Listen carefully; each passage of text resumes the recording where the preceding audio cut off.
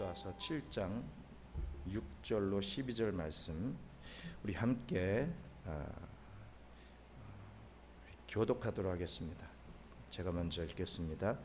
여호수아가 옷을 찢고 이스라엘 장로들과 함께 여호와의 궤 앞에서 땅에 엎드려 머리에 티끌을 뒤집어 쓰고 저물도록 있다가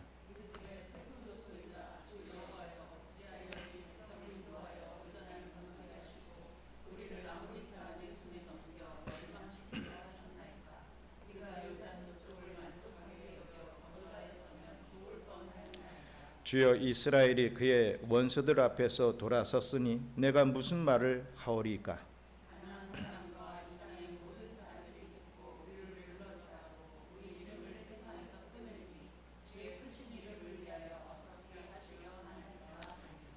여호와께서 여호수아에게 이르시되 일어나라, 어찌하여 이렇게 엎드렸느냐?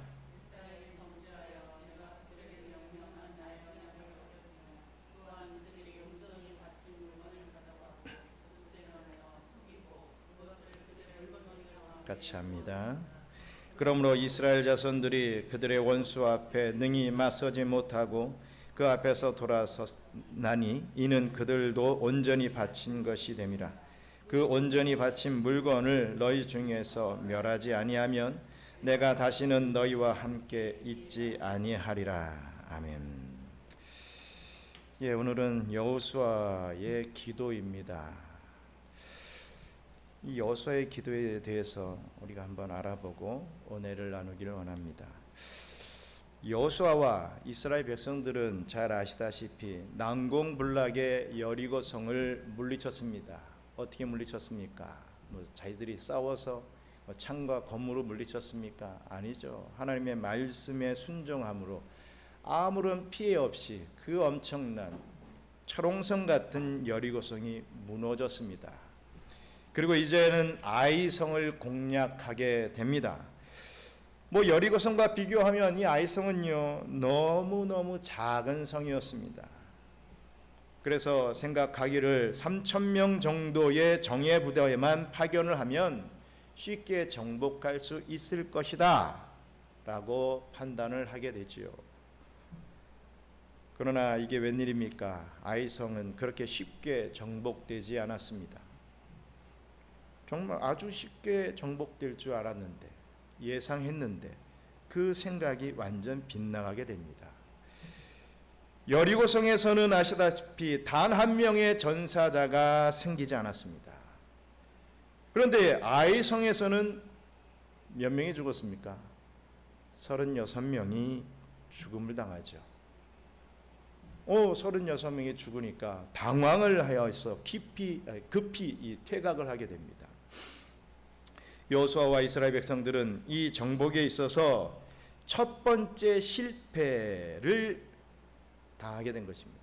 그 실패 앞에 너무나 큰 상심을 하게 됩니다. 그래서 성경은 뭐라고 얘기하죠?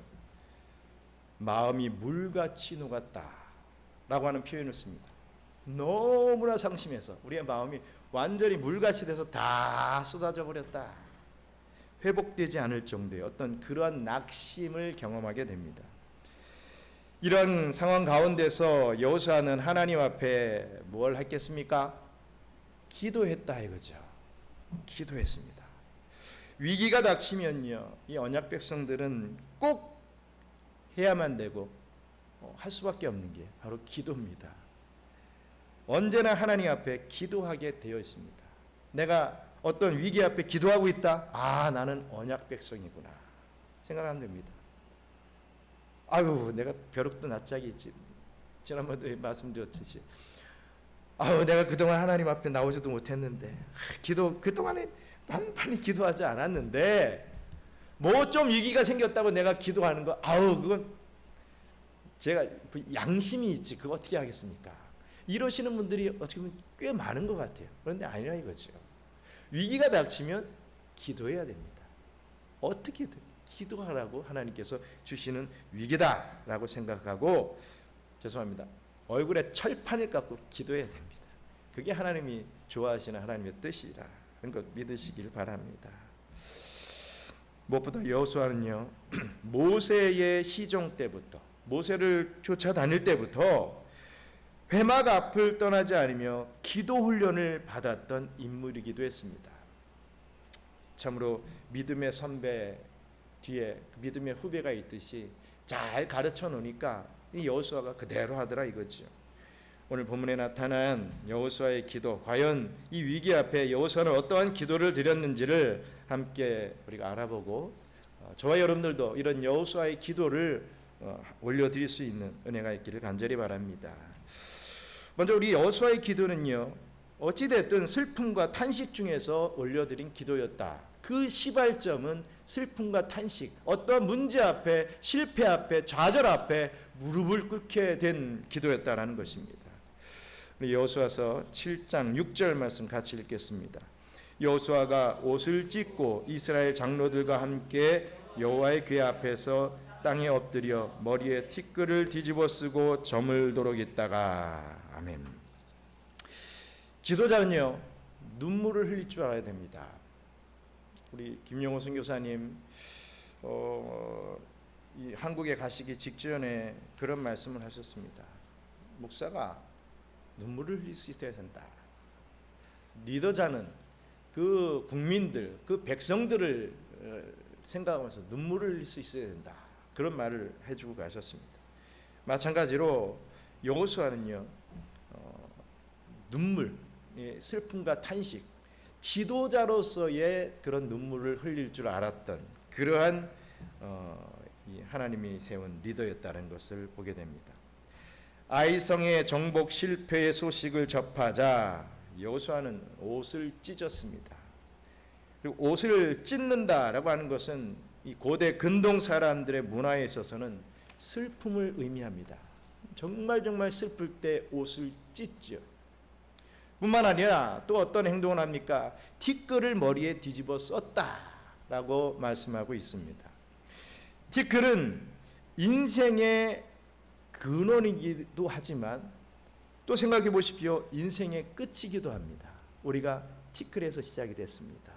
그리고 우리의 나중에는 화장을 하든 매장을 하든 어떠한 상황으로 우리가 장례를 치르든 간에 우리가 결국에는 어떻게 되죠? 티끌로 돌아갑니다. 이 육신은요. 그래서 인생의 근원이기도 하지만 인생의 끝이기도 하는 게 이 티끌이 의미를 하고 있습니다.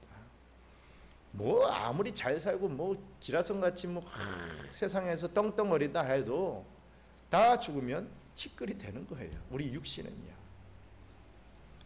그래서 이렇게 티끌을 머리에 뿌린다라는 것은 심판받아 죽었다라고 하는 의미를 내포하고 있습니다. 이 티끌에 대한 이야기가 이 사무엘상에서도 나타나고 있죠. 엘리 제사장 시대 때 이 전쟁에서 이기기 위해서 이 엘리의 제사장의 두 아들 이 홈니와 비느하스가 우리가 전쟁에 나갈 때 여호와의 법궤를 앞세우고 가지고 나가면 승리할 수 있어 라고 참 무슨 자신감인지. 물론 일반적으로 생각하면 여호와의 법궤가 가는데 지겠느냐, 우리 다 그렇게 상식적으로 생각하잖아요. 그런데 여호와의 법궤를 어떤 무슨 상징물적인 전쟁을 이기는 어떤 도구같이 여겨버린 것입니다. 결국에는 여호와의 법궤를 가지고 전쟁터에 나갔지요. 하지만 그들은 그들의 바람과는 달리 여호와의 법궤를 블레셋에게 빼앗기는 수모까지 당하게 됩니다. 그리고 엘리의 아들들이 죽임을 당하게 되죠. 이 소식을 전하던 사람이 머리에 티끌을 뒤집어 쓰는 그 장면이 나옵니다. 우리 사무엘상 4장 12절 말씀 같이 읽겠습니다. 당일에 어떤 베냐민 사람이 진영에서 달려나와 자기 옷을 찢고 자기의 머리에 티끌을 덮어쓰고 실로에 이르니라. 아멘.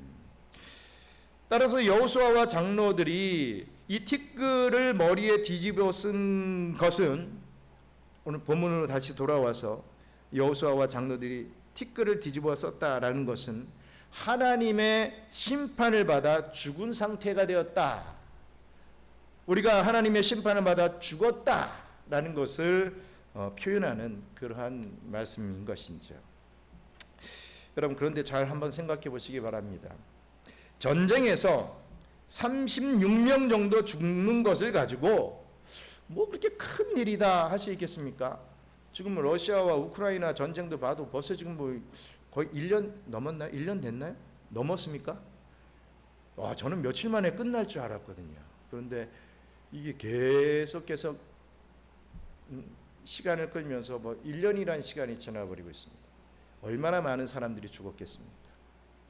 그런 전쟁에 비교하면 36명 정도는 뭐 있을 수 있는 그런 문제 아니겠느냐, 이렇게 생각할 수 있습니다. 그런데 이 여호수아와 이스라엘의 장로들은요, 그걸 그냥 허투루 본 것이 아닙니다. 아, 이게 뭔가가 있구나. 이게 뭐지? 그래도 나름 영적으로 민감해져 있으니까 그걸 깨닫게 되는 거죠. 36명쯤 야 또 나가서 싸워, 이게 아니었다는 겁니다. 그저 이 일이 그저 이 전쟁에서 일어나는 일상의 일이라고 받아들이지 않고 이스라엘의 죄를 하나님께서 말씀하시려는 거구나. 우리가 분명히 어떤 하나님 앞에 죄를 졌구나. 이게 바로 하나님의 사인이구나. 이렇게 하나님의 준엄한 심판으로 이 여호수아와 또 이 장로들은 보게 된 것이죠. 그래서 이렇게 슬픔과 탄식을 표현해낸 것입니다. 특히 지도자는 마땅히 일어나는 상황에 민감해야 합니다. 대충 넘어가면 안 되죠. 물론 당연히 일어나는 모든 사건과 사고가 다 지도자의 어떤 탓은 아닐 것입니다. 뭐 우리나라 뭔 일만 생기면 다 대통령이에요. 그 어떤 대통령이 됐든 세워지면 다 대통령 탓이에요. 대통령이 뭐 머리하러 가가지고서 뭐 안 됐다, 뭐 많은 뭐 이유들이 있지요. 물론 다 지도자 탓은 아닙니다. 물론 잘못 있죠. 없다는 게 아니라. 저도요 한때 이런 생각을 한 적이 있습니다.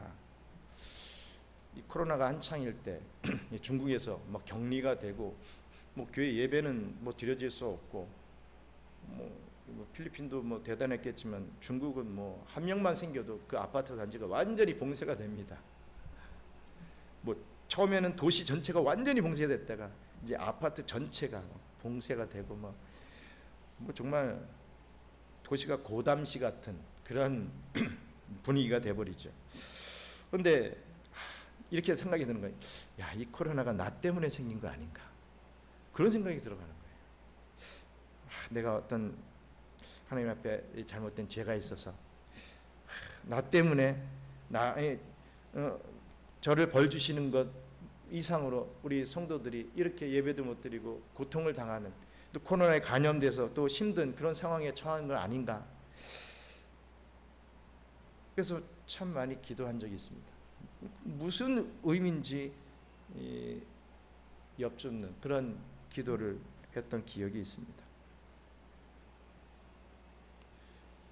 물론 말씀드렸다시피 모든 게 다 지도자의 탓은 아닙니다. 하지만 적어도 지도자라 한다면 정말 이런 일들이 나 때문은 아닌가 되돌아보고 또 그거의 어떤 원인을 찾으려고 하는 그런 노력이, 그런 자세가 있어야 된다라는 것을 깨달을 수 있습니다. 지도자는 스스로를 살피고 그 어떠한 희생을 안타까워하며 그 희생된 가족들을 진심으로 위로할 수 있어야 된다는 말씀이죠. 그리고 무엇보다 지도자로서 책임을 가지고 하나님 앞에 기도해야 됩니다. 여호수아가 바로 지금 그렇게 기도했던 것이죠. 책임감을 가지고 기도했다. 되면 되고 말면 말고가 아니라 하나님 반드시 우리 이스라엘을 구원해 주세요. 이 고비에서 좀 살아날 수 있게 해달라고. 이 책임감을 가지고 무거운 마음을 가지고 기도했다라는 것입니다. 저와 여러분들도 앞으로 기도하실 때 되면 되고 말면 말고 어떤 이런 마음 말고 내가 그래도 기도하니까 어떤 기도했다라고 하는 그 행위와 어떤 시간에만 위로받지 마시고 정말 기도한 거에 대한 어떤 책임을 가지고 기도할 수도 있는 그러한 저와 여러분들 됐으면 좋겠습니다.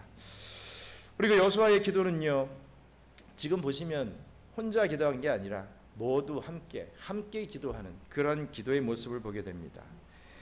다른 이스라엘 장로들과 여호수아는 함께 기도했습니다. 장소는 여호와의 궤 앞에 쓰였습니다. 여호와의 궤, 즉 이 법궤는 하나님의 임재의 상징이죠. 여호와의 법궤 예전에 나중에 사무엘상 가보면 들고 나갔는데 지지 않았습니까? 큰 효용은 없던데요.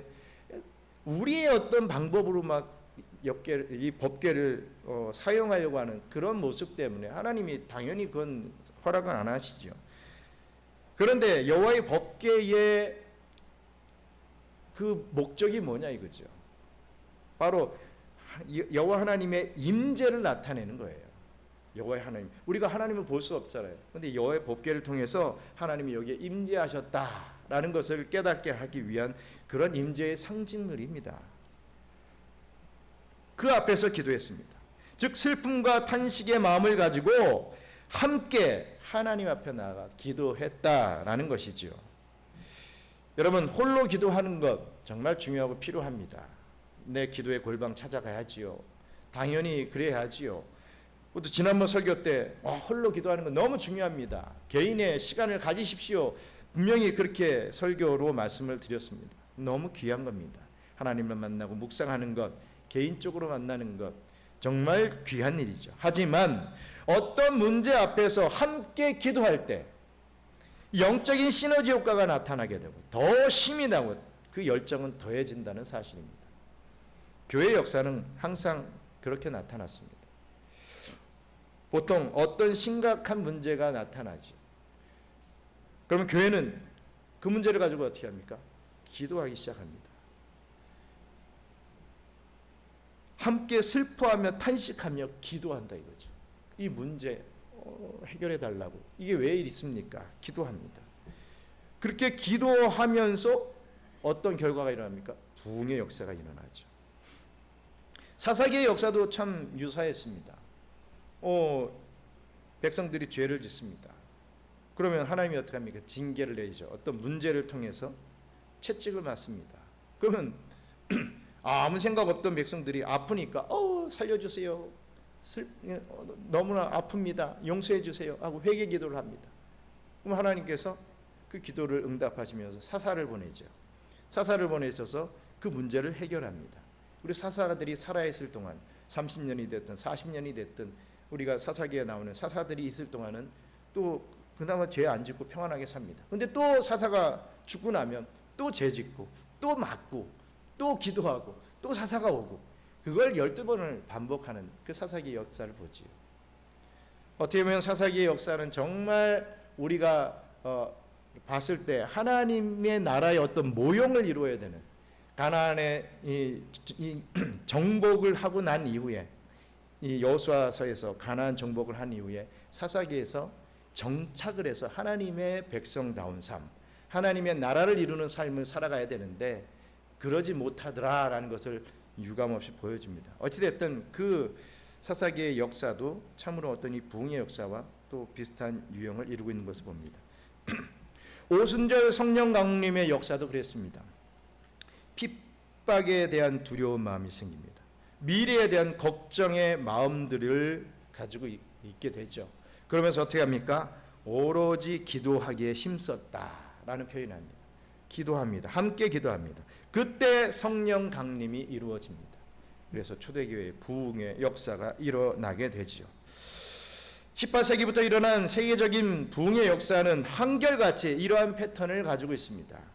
그래서 어떻게 보면 어떤 문제, 어떤 우리가 환난 이런 걸 두려워하면 안 된다는 결론을 갖게 됩니다. 왜? 하나님께서 또 어떻게 보면 전화유복에 또 축복을 주시기 위한 교회의 부흥을 일으키기 위한 우리를 깨워주시기 위한 그러한 은혜의 방편이다라는 것을 우리가 알 수가 있지요.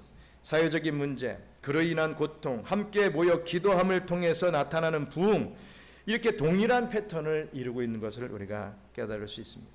우리나라의 1907년도의 부흥의 역사도 똑같았습니다. 구한말 이 국가적인 위기의 상황과 세계 열강에 이 침략을 합니다. 가난과 또 싸워야 합니다. 이런 참 힘든 그런 고통 속에서 백성들은 탄식의 기도를 올려드리게 되죠. 그렇게 함께 기도함을 통해서 부흥의 역사, 이 평양의 이 교회가 뭐 엄청 부흥하고 막 이런 역사들이 일어나지 않았습니까? 그렇습니다. 진정한 슬픔과 탄식 가운데 함께하는 이 부흥의 기도는 바로 하나님께서 주시는 기도다라고 믿으시기 바랍니다. 우리는 이렇게 기도할 때를 위해서 뭐 해야 됩니까?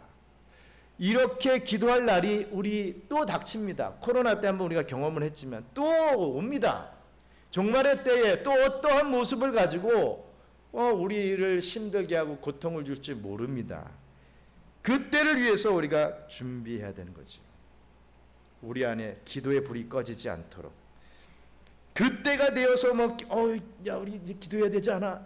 이러면 움직이지가 않습니다. 몸이 안 움직여요. 늘 기도로서 준비하는 자들이 그때 또 기도로 쓰임받게 됩니다. 그래서요, 저는 참 우리 새벽을 같이 깨우시는 우리 경영의 성도들이 그걸 준비하고 있는 그런 분들이다라고 생각을 합니다. 너무 귀하다 이거죠. 우리 교회에 그런 등불들이 있기에 이 경양 선교교회가 정말 하나님께서 기뻐하시고 또 앞으로 정말 많은 것으로 또 사용해 주실 줄 믿습니다. 정말 우리 교회는 저는 그렇게 믿어요. 저만의 믿음이 있을지 모르겠지만 다른 사람들은 다 얘기합니다. 이제는 뭐 한인들이 들어올 뭐 어떤 상황도 없고 뭐 지금 있는 한인들은 다 또 뭐 이렇게 낙심하고 뭐 한 번 또 교회 또 나갔다가 시험 당하고 그래서 다 우르르 떨어진 또 교인들이 많기 때문에 다시 교회 나오기 쉽지 않을 것이다. 이런 예측들을 하는 경우들이 있습니다. 하지만 저는 그렇게 보지 않습니다. 하나님께서 그 어떤 상황과 또 과정을 통해서 이 성전에 우리 예배자들을 불러 모아 주실 것이다 라고 저는 개인적으로 제 믿음은 그렇습니다. 또 주변에 아무리 한인들이 없다 하더라도 한인들이 있어요. 없지 않잖아요. 온다 이거죠. 우리가 바르게 또 기도로서 준비하고 있으면 부어주시는 것 하나님이시다. 우리가 정말 비유하자면 하나님께서 소나기 같은 은혜와 축복을 내려주십니다. 하나님이 안 내려주시는 거 아니에요. 나는 그런 거 받은 적이 없는데요. 저는 무슨 뭐 축복을 받은 적도 없고 맨날 경제적으로 가난하고 저는 뭡니까 이게? 이렇게 반문하실 수도 있겠지요. 하나님은 정말로 은혜의 소나비 같이 계속해서 그 은혜와 축복을 내려주십니다. 뭐가 문제입니까? 우리는요 요만한 작은 찻잔 아니면 소주잔 같은 그런 거 가지고서 주여 주시옵소서 이러고 있어요.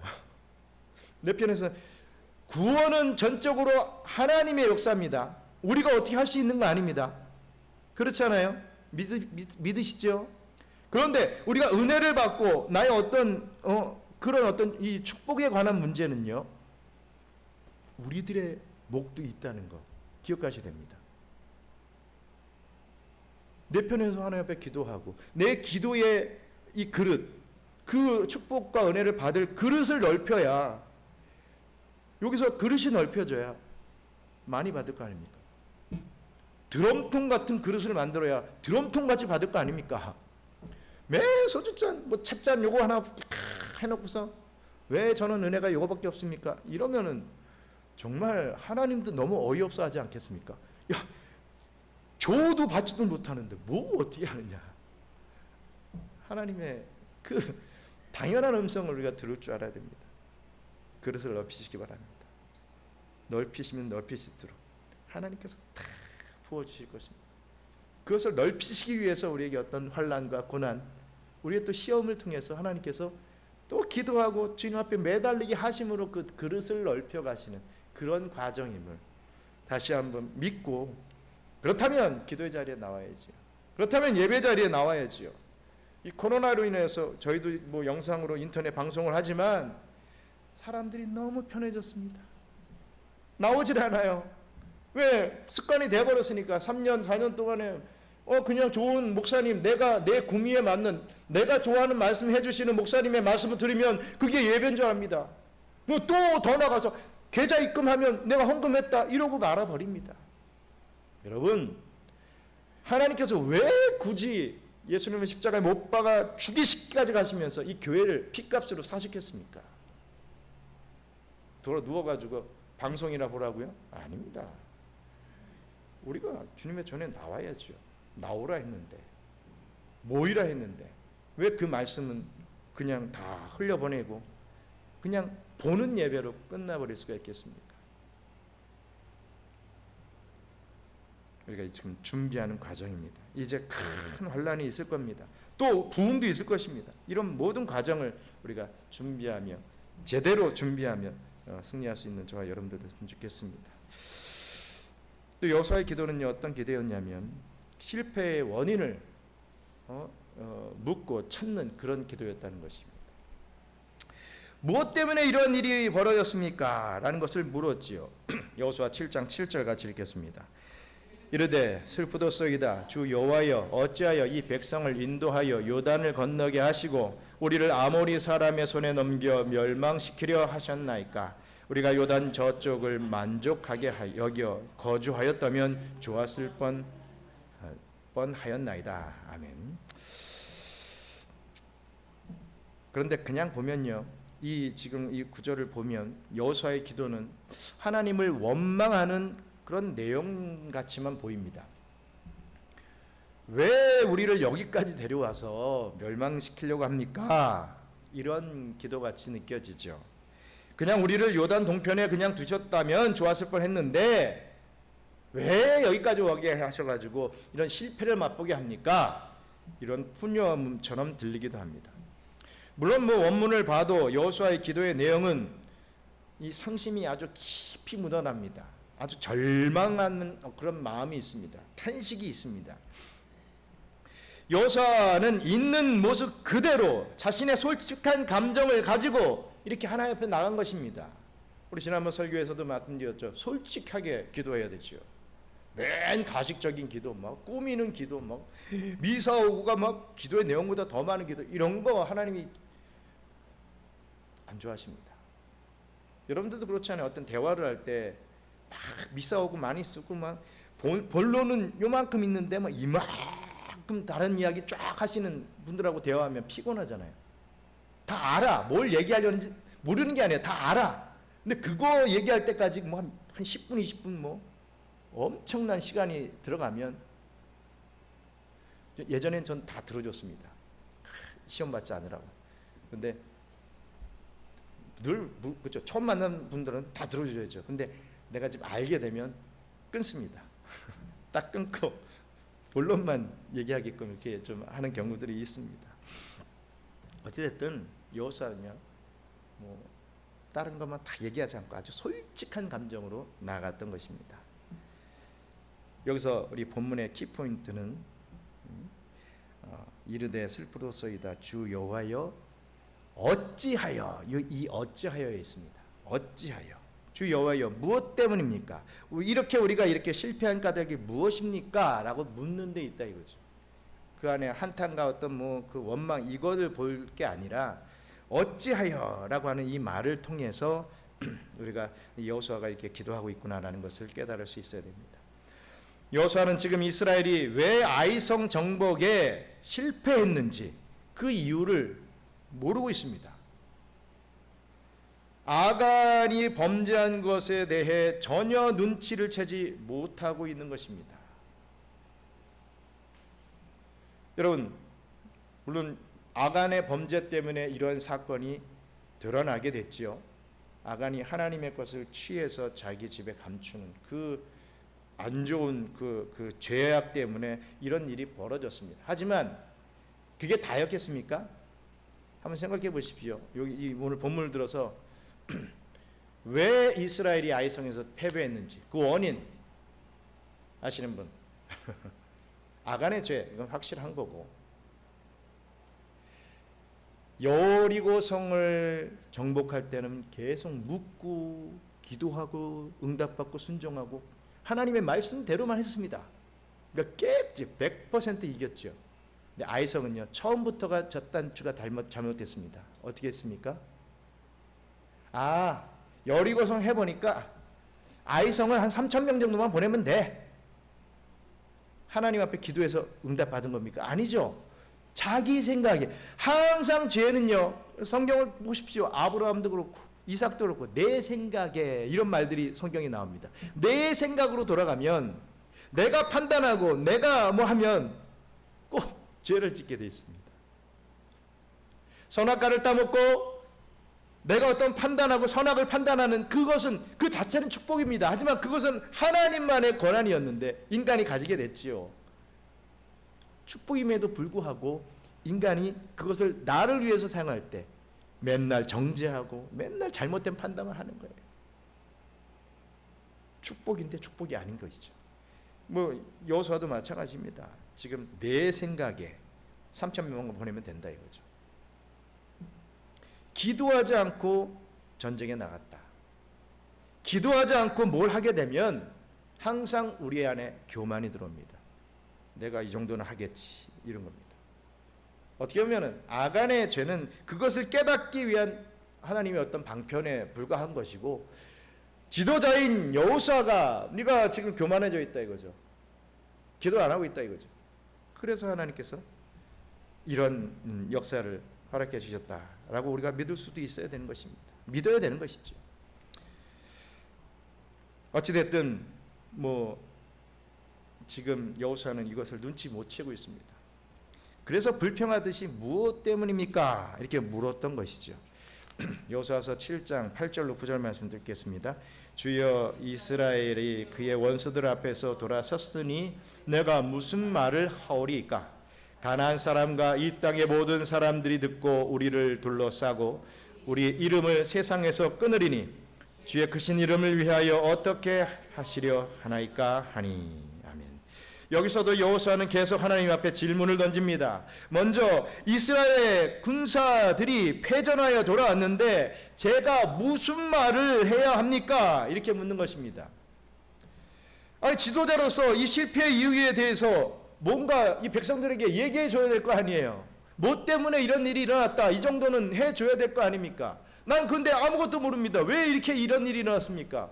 주님 가르쳐 주십시오. 이렇게 기도한 것입니다. 그리고 더 나아가서 가나안 사람들도 이제 이스라엘 백성들을 우습게 여기게 될 텐데, 뭐 여호와 하나님께서 가게 하셔가지고 이 광야를 지나고 이제 가나안도 정복하고 이거 뭔가 있는 거 아니야? 이 이스라엘 뭔가 엄청난 일들을 해내는 거 아니야? 다른 사람들, 이방인들이 그렇게 생각하고 있을 텐데, 야, 이거 아이성도 하나 정복 못하는 그런 백성들이 그런 여호와라고 하는 신이 뭐 대단하겠어, 이렇게 생각할 거 아닙니까? 그래서 가슴을 치면서 기도한 겁니다. 도대체 하나님이 어떻게 하시려 하나이까? 왜 이런 결과를 주셨습니까? 라고 묻는 기도를 합니다. 하나님이 이렇게 하시는 의도가 무엇입니까? 라고 여호수아는 하나님 앞에 이렇게 묻고 있는 것입니다. 앞에서 언급했던 것처럼 일이 이렇게 된 것은 하나님의 사인이며 심판의 결과라고 보았기 때문에 이럴 수 있었던 것이지요. 그렇다면 이 실패에는 이유가 있을 것이라고 생각을 합니다. 이것이 우리가 쉽게 간과하는 부분입니다. 우리는 어떤 문제가 생기면 그 문제 좀 해결해 달라고, 해결해 주세요 라고만 기도를 하죠. 한번 여러분들의 기도의 모습들을 상상해 보십시오. 생각해 보십시오. 어떤 기도를 했습니까? 오늘 새벽에도 여러분 새벽에 나오신 분들은 어떤 기도를 했습니까? 이 문제 해결해 주세요, 이렇게 기도하는 게 보통 아니겠습니까? 당연히 우리는 그렇게 기도할 수 있어야 됩니다. 그렇게 기도하지 말라는 거 아닙니다. 하지만 정말 중요한 것을 빠뜨리고 기도하는 것, 그게 아니라는 것이죠. 그 문제의 원인이 무엇인지, 그 문제만 해결해 달라고 하는 기도가 아니라 이 문제가 왜 생기게 됐는지, 우리에게 왜 이런 실패라고 하는 것이 찾아오게 됐는지 하나님 앞에 물으며 그 답을 얻어야 되는 것입니다. 우리 아이들 공부할 때도 그렇죠. 어떤 이론, 어떤 공식, 그걸 모르고 맨 문제를 풀어요. 문제를 풀어서 틀리거나 맞거나 하죠. 맞으면 또 자기가 아는 줄 알고 그냥 넘어갑니다. 틀리면 또 왜 틀리지도 모릅니다. 재수없어서 틀렸다, 이런 식으로만 생각해 버리지요. 그 원인을 알고 다시 원론으로 돌아가서 내가 이런 문제 때문에 이 문제를 틀렸구나, 이걸 알아야 실력이 향상이 되는데 그게 아니고 그냥 틀리거나 맞거나 그냥 그걸 테스트로 끝내버리고 넘어가니까 우리의 실력은 항상 제자리 아니 퇴보합니다. 여러분, 하나님께서 문제를 주시는 건요, 우리를 더욱 성숙하게 만들어가며 더욱 거룩하게 만들어 가시는 어떤 첩경이다. 첩경이 뭔지 아십니까? 지름길입니다. 지름길이 첩경입니다. 사전의 뜻을 찾아보면 첩경하면 지름길입니다. 지름길은 어떻게 보면 빨리 갈 수는 있는 대신에 좀 어려운 길들이 있죠. 담도 넘어야 되고 뭐 이런 게 있지요. 하지만 우리 하나님께서는 그 첩경까지도 황금의 대로로 만들어 주신다. 그런 믿음 갖고 우리가 기도할 수 있어야 될 것입니다. 그렇습니다. 이런 내가 왜 이런 부분에서 내가 잘못했는가, 무엇이 잘못된 것인가, 그것은 마치 이 바둑의 복기라고 하는 그 용어와 같은 그런 뜻이 됩니다. 바둑 두는 분들은, 정말 고수들은요, 어떤 바둑을 두고 난 다음에 꼭 틀리든 이기든 내가 둔 바둑을 그대로 복기를 합니다. 내가 어떻게 해서 상대의 허를 찔러서 이기게 됐는지, 어떤 실수를 저질러서 내가 그 찬스를 놓치고 집이 무너져가지고 지게 됐는지, 이거를 아는 그 작업이 복기입니다. 그렇게 해야 더 고수가 될 수 있는 거죠. 우리 역시도 하나님 앞에 물어야 됩니다. 오늘 새벽 설교의 내용에서 다윗이 하나님 앞에 어떻게 하라고 했습니까? 다윗의 모습이 어땠습니까? 기억나십니까? 유다에서의 왕이 된 다윗이 어떤 모습을 보여주고 있었습니까? 제가 중요하게 말씀을 좀 전했는데 기억 안 나시면 아주 작은 것부터 물었다 이거죠.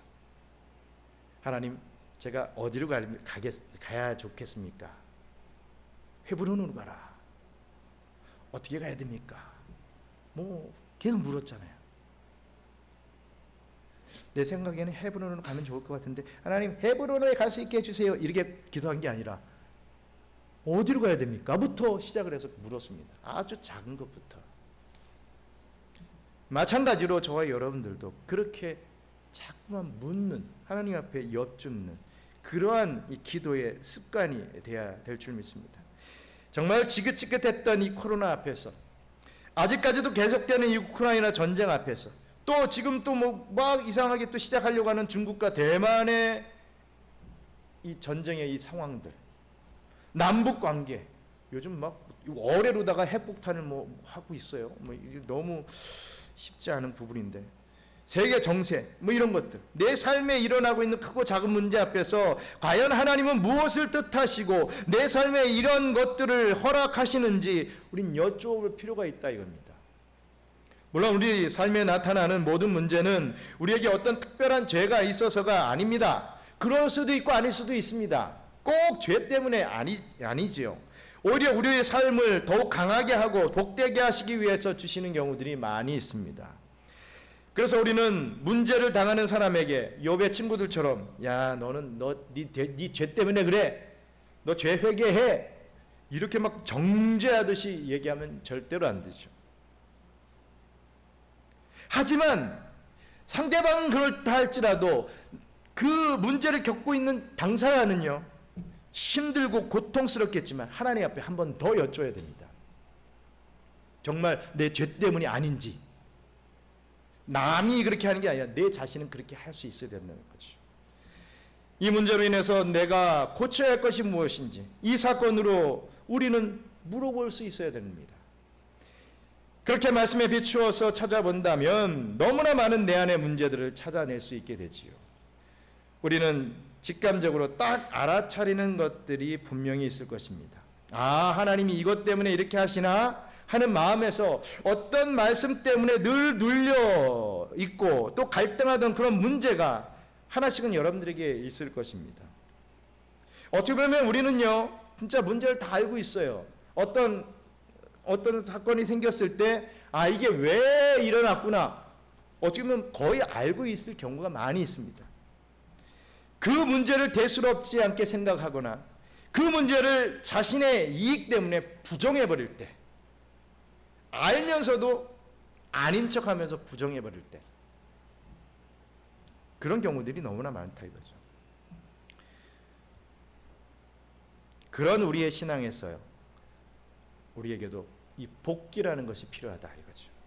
그렇게 할 때 회개가 나오는 것이고 우리의 신앙의 개혁이 이루어질 수 있는 것입니다. 여호수아가 실패의 원인을 찾았을 때 하나님께서는 답을 주십니다. 우리 7장 11절 같이 읽겠습니다. 이스라엘이 범죄하여 내가 그들에게 명령한 나의 언약을 어겼으며 또한 그들이 온전히 바친 물건을 가지고 도둑질하며 속이고 그것을 그들의 물건들 가운데에 두었느니라. 아멘. 하나님은 여리고 성의 전리품을 하나도 가지지 말고 여호와의 창고에 다 보관하라고 이렇게 명령을 내리셨는데, 이 하나님께 바쳐야 할 물건을 도둑질하고 속이고 그것을 자기 집에 감춰준 자가 있다라고 하나님께서 이렇게 답을 해주신 것입니다. 이렇게 하나님께 답을 얻고 여호수아는 이 도둑질한 아간을 색출하게 되죠. 그래서 이 이스라엘의 죄를 제거합니다. 그 이후에 이스라엘은 아이성을 쉽게 정복할 수 있게 됩니다. 자신의 문제를 회개할 때, 자신의 어떤 문제를 해결할 때 우리 앞에 보이는 문제도 해결된다라는 것을 깨달으시기 바랍니다. 또 끝으로 여호수아의 기도는요, 하나님의 이름의 영광이 가려지는 것을 염려하는 기도였습니다. 9절 말씀 같이 읽겠습니다. 가나안 사람과 이 땅의 모든 사람들이 듣고 우리를 둘러싸고 우리 이름을 세상에서 끊으리니 주의 크신 이름을 위하여 어떻게 하시려 하나이까 하니. 아멘. 여호수아는 이스라엘의 패배로 인해 가나안 사람들이 가지게 될 이 하나님과 이스라엘에 대한 멸시에 대해서 염려를 했습니다. 혹이나 하나님의 이름이 이 이름의 영광이 훼손될까 봐 염려했던 것이죠. 우리는 항상 이러한 생각을 가져야 합니다. 나로 인하여 하나님의 이름이 먹칠이 될까, 훼손이 될까, 항상 그런 마음이 있어야 됩니다. 하나님이 이스라엘을 구원하시는 이유가 무엇입니까? 이스라엘 백성들이 그냥 사랑스러워서, 걔들이 잘해서 그냥 구원하겠다고 약속했기 때문에, 여러분, 그 정도가 아닙니다. 그 이스라엘 백성들을 통해서, 그 구원을 통해서 하나님이 영광 받으시기 위해서 그런 역사를 해 주시는 거예요. 하나님 자신 때문입니다. 야, 이 너무하신 거 아니야 하나님? 이렇게 생각할지 모르겠지만 하나님 마음이죠. 하나님, 창조주 하나님께서 하시는 것인데 우리가 무슨 토를 답니까? 시편 106편 8절 같이 읽겠습니다. 그러나 여호와께서는 자기의 이름을 위하여 그들을 구원하셨으니 그의 큰 권능을 만인이 알게 하려 하심이로라. 아멘. 자기 이름을 위해서, 누구요? 여호와 자기 이름을 위해서 그들을 구원했다. 분명히 밝히고 계시잖아요. 제 말이 아닙니다.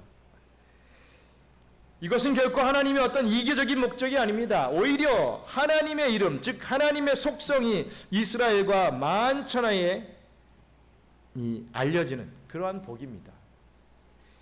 이것을 알았던 모세는 늘 항상 하나님의 이름의 영광을 위해서 기도했습니다. 지금 이스라엘 백성들을 멸절해 버리시면, 멸망시켜 버리시면 하나님이 영광을 가리시잖아요. 항상 기도가 그런 패턴이었죠. 여호수아 역시도 그의 선임이었던 모세의 시종으로서 가까이서 그의 기도를 보고 그렇게 잘 배웠던 것 같습니다. 그래서 참 선배의 신앙이 중요하다. 후배들은 선배를 보고 배운다 이거죠. 더 나아가서 이 부모의 신앙이 중요하다. 자녀들은 부모를 보고 배웁니다. 여러분, 그냥 교회만 나왔다고 아이들에게 나 이제 신앙생활한다 이렇게 되면 안 됩니다. 정말 신앙생활을 하는 이 교회에 나오는 사람들이 어떤 모습을 보여줘야 되는지를 아이들에게 보여줄 수 있어야 되죠. 어떤 분들은 그래요.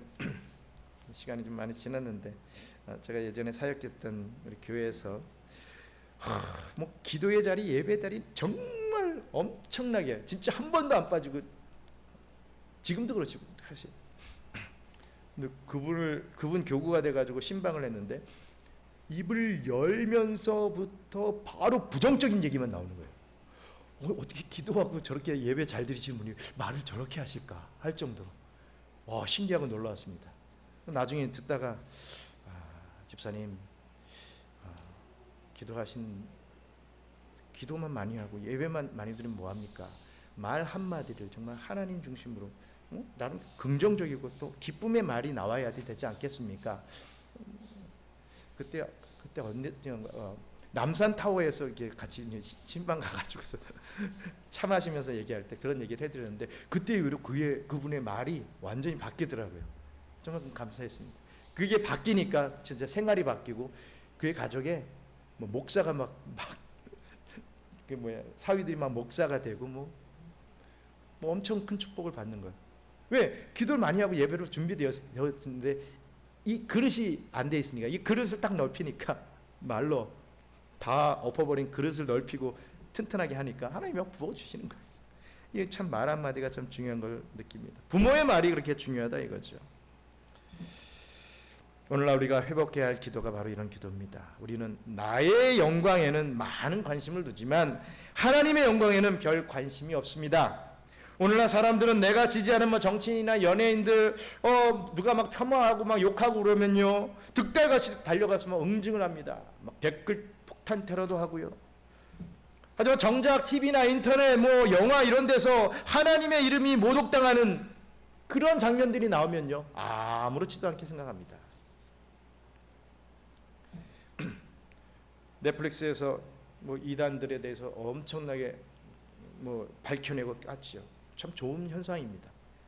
하지만 전 솔직히 좀 두렵습니다.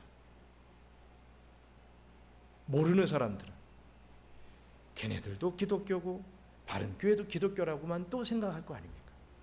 야 역시 기독교는 저래 이렇게 매도해 버릴까 봐 어떤 면에서 두렵습니다. 밝혀지는 게 좋지만 그렇게 돼야 되지만 혹이라도 그냥 싸잡아서 모든 기독교가 저런 식으로 되고 있다라고 또 오해하시는 분들이 생길까 봐 어떤 면에서는 좀 걱정이 됩니다.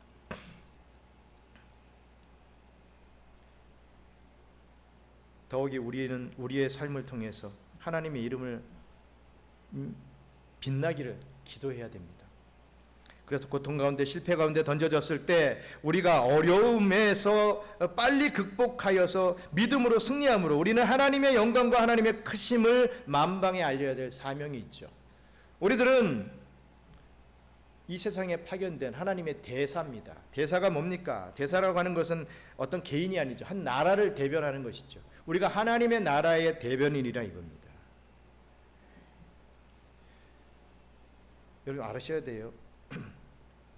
좀 이따가 우리 마태복음 얘기에서도 그게 나오는데 우리의 신앙의 삶은요 빛이신 하나님께서 우리에게 빛을 내려주시면 그 빛을 반사하는 겁니다.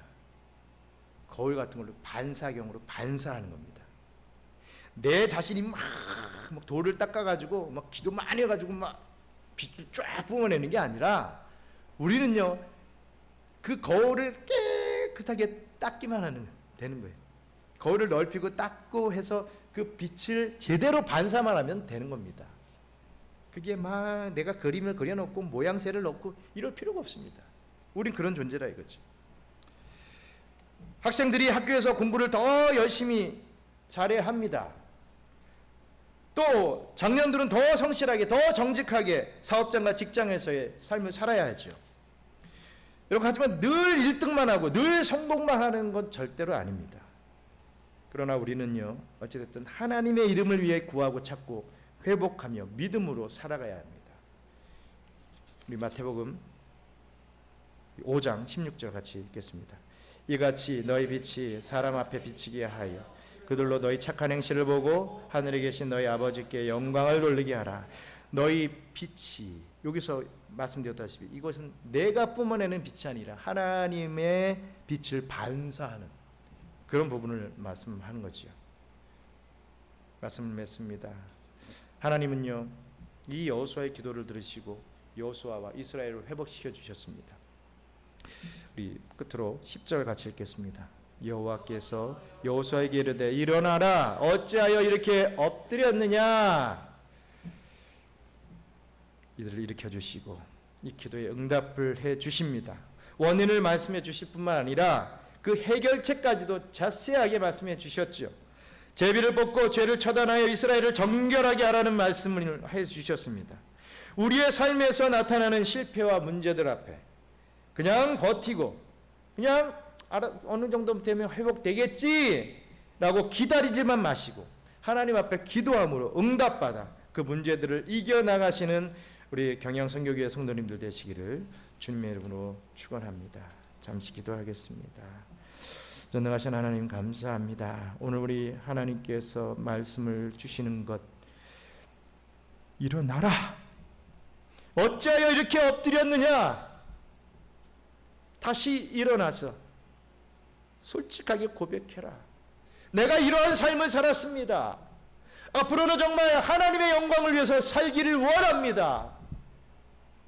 기도해라 라고 하시는 그러한 음성을 듣게 하신 것 감사합니다. 우리 앞에 엄청난 문제들이 계속해서 봉착이 되는데 왜 우리는 그 문제만 보고 내 안에 있는 죄와 내 안에 있는 문제는 보지 못하고 넘어갑니까? 용서해 주시옵소서. 그런 어떠한 문제들이 일어날 때마다 정말 또 사회적으로 이런 코로나 같은 그러한 엄청난 문제들이 일어날 때마다 어떤 전쟁이 일어날 때마다 세상이 흉흉하구나, 그냥 뭐 종말의 때구나, 이 정도가 아니라 하나님께서 저걸 통해서 나에게 말씀하시는 것이 무엇인지 다시 한번 깨닫는 시간, 묵상의 시간을 갖게 하여 주시고 다시 한번 더 일어나 기도함으로 주의 교회가 부흥이 되고 하나님의 말씀이 선포가 되고 하나님의 택한 백성들이 구원의 길로 나오게 되는 그런 엄청난 역사의 현장에서 저희들이 아주 귀하게 쓰임받을 수 있도록 우리의 그 믿음의 그릇을 넓히는 우리 경양 선교교회 성도들 다 될 수 있도록 축복하여 주시옵소서. 아버지 하나님, 은혜를 바랍니다. 오늘 한 날도 남은 날도 또 앞으로의 날들도 계속해서 하나님 앞에 기도의 무릎이 될 수 있게 도와주시고 기도하는 자를 어떻게 우리 하나님께서 인도해 주시는지를 우리가 온전히 체험할 수 있도록 축복해 주시옵소서.